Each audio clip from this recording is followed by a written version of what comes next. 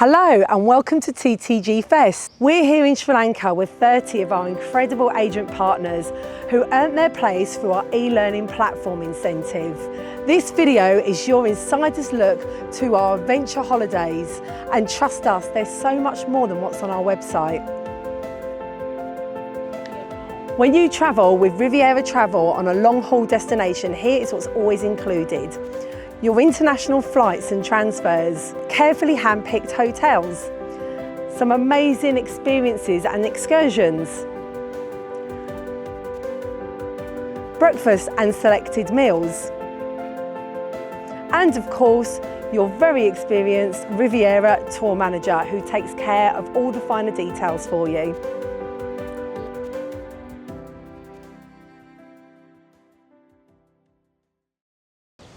Hi, my name's Adrian and I'm a Riviera tour manager here in Sri Lanka. I'll be with you from arrival to departure, and it's my job, my role to ensure that everything goes as well as possible, as smooth as possible, and basically ensure that you have a wonderful time and a wonderful experience here in Sri Lanka. The best time to visit Sri Lanka officially is usually between the months of December and April. However, throughout the year, even during the monsoon seasons, Sri Lanka is very, very kind to tourists. We must always find that Sri Lanka rain falls at the night time and the daytimes are just full of sunshine and enjoyment. So, an opportunity to tell future travellers to this wonderful island what you need to bring along with you. Well, first and foremost, nice lightweight clothing. Very cotton, brilliant linen, anything like that. Extremely important is also your footwear. Always bring some nice comfortable walking shoes. And may I also remind customers that we do a visits to a few temples, so an appropriate dress for the temple, which means that your shoulders and your knees must be well covered, and don't forget the temple socks, because we have to remove our shoes. A little bit about the currency of Sri Lanka. It's a closed currency, so the currency of the island is the Sri Lankan rupee. What I would always advise people to do is to bring along their sterling, not to change it in the UK, but wait till they arrive here on the island. And you can change at the airport as soon as you arrive, always a good rate. And of course, during the tour, you're going to have lots of possibilities either to change further currency or indeed many ATM machines along route, so we'll always make sure you have the relevant currency. Tipping in Sri Lanka is part of their culture. Everybody tips everybody. So to overcome you worrying about lots and lots of small notes, please don't worry, we'll deal with that. We have a fantastic system of a tip kitty on board the tour, which basically means all tipping from hotel staff to jeep drivers, toilet attendants, people who are serving us coffee at our comfort stops. It's all dealt with by myself from the tip kitty.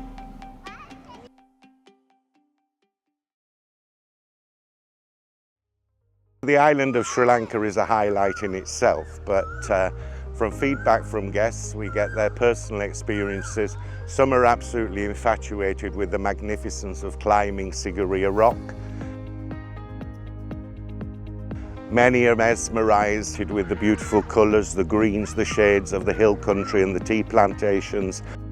Of course, one of the favourites of everybody is a visit to the elephant transit home, where we get to see the little elephants of Sri Lanka enjoying milk and feeding on foliage right in front of us. For myself, my personal favourite, every single aspect of the tour. One of the most beautiful things about Sri Lanka is virtually every day is a different scenery, from the coastal belt to the lowlands, to the highlands, to the arid areas and the safari parks. It's just an island that keeps on giving.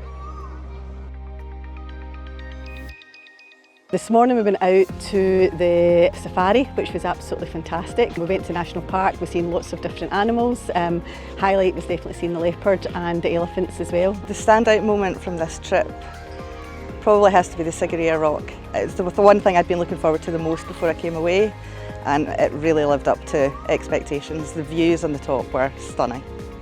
The boat cruise that we did, seeing the water monitors is a massive highlight. I love wildlife, so. One of the highlights from this tour was visiting the tea plantation. I will now appreciate my cup of tea in the morning after all the work that goes into picking those tea leaves. The wildlife has been just amazing, and I think something that maybe people don't think about is the people of Sri Lanka. They're just so welcoming and warm and seem really happy. It's just nice to be here.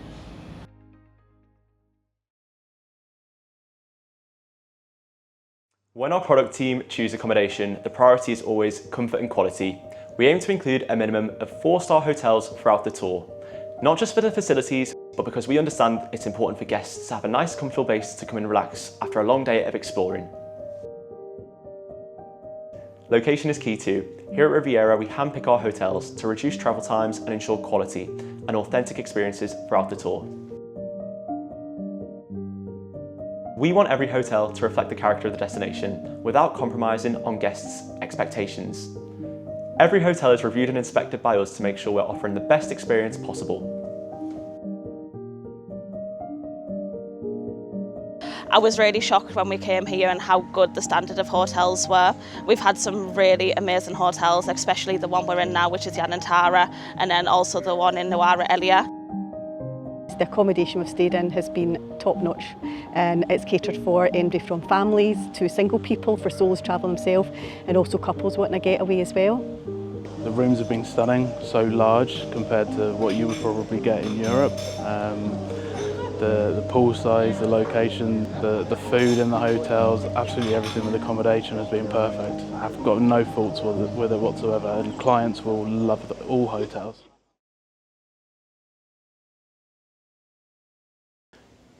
So what makes a Riviera tour so special? Well, we choose guides who are local, knowledgeable and passionate. They really bring the destination to life.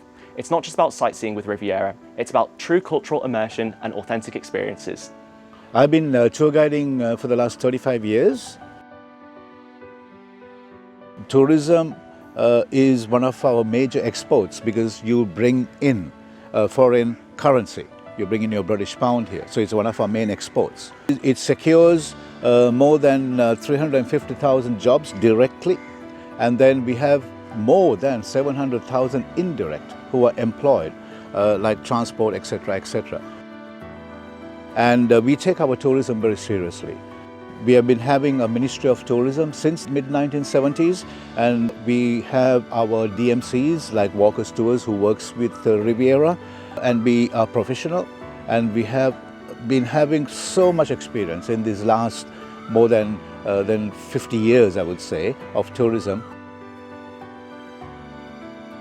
Those who have not visited Sri Lanka, all I can say is, please visit my country or visit this beautiful island. You'll never regret it. Its biodiversity is enormous, and within this small geographical space of 65,000 square kilometers, what you see is amazing. What you see is amazing. Like Marco Polo said, the island of Ceylon, for its size, is the most beautiful in the world. Sustainability is something that we are very mindful of. We work very closely with our DMCs who have strong sustainability programs in place.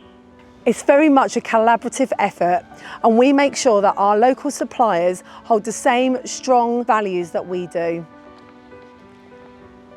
We essentially want our guests to get the most diverse experiences that they possibly can. So with that, they feel like they've come away knowing that they have really got under the skin of the destination.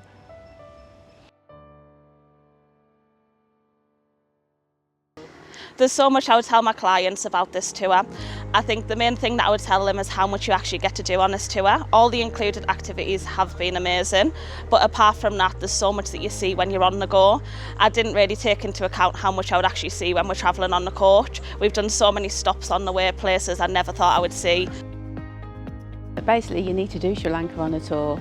It's the only way you get to see everything in the country that you need to see, and you just don't miss a thing. The guides have been exceptional. Everywhere we've been, we haven't had to queue, we've just gone straight in. Everything's been prepaid for, it's just been amazing.